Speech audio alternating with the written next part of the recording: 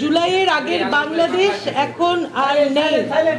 জুলাইয়ের গণ অভ্যুত্থানের আগে যে ধরনের ঘুষ, দুর্নীতি, জেল, জুলুম, গুম, খুন, মামলা হামলা, ফ্যাসিজম যা যা চলেছে সেগুলো তো আমরা সাধারণভাবেই গ্রহণ করতে আর রাজি না।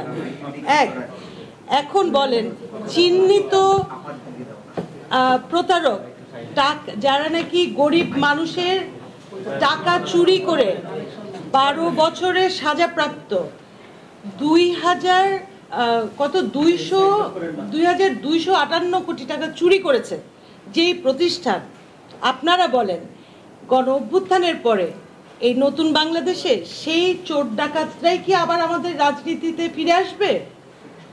তারা কি রাজনীতি করবে? তারা সংসদে যাবে, আবার মন্ত্রী হবে, আবার দেশের রাষ্ট্রীয় কোষাগার লুটপাট করে ফেলবে, বিদেশে আবার টাকা পাচার করবে? নিশ্চয়ই না।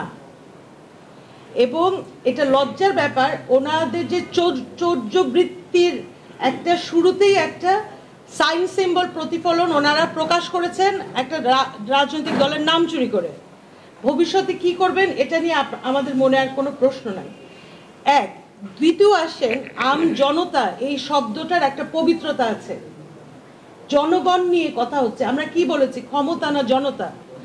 জনতার বাংলাদেশ এটা, এবং বুকের রক্ত দিয়ে বাংলাদেশ আমাদের তৈরি করতে হয়েছে, আদায় করতে হয়েছে।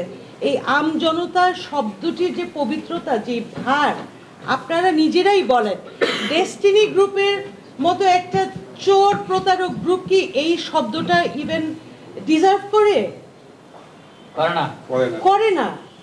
তাহলে সেই আমজনতা শব্দটা আমরা নিশ্চয়ই এমন কোনো রাজনৈতিক ব্যক্তিত্ব বা কোনো ধরনের ষড়যন্ত্র, উচ্চাকাঙ্ক্ষা, যাই ওনাদের লক্ষ্য উদ্দেশ্য থাক, আমরা শুধু আমজনতা দলের সদস্য হিসেবে না, এই জুলাই অভ্যুত্থানের শক্তি হিসেবে, বাংলাদেশপন্থী রাজনৈতিক শক্তি হিসেবে সেটাও আমরা গ্রহণ করছি না, এবং তাদের সেই উদ্দেশ্যও সফল হবে না ইনশাল্লাহ।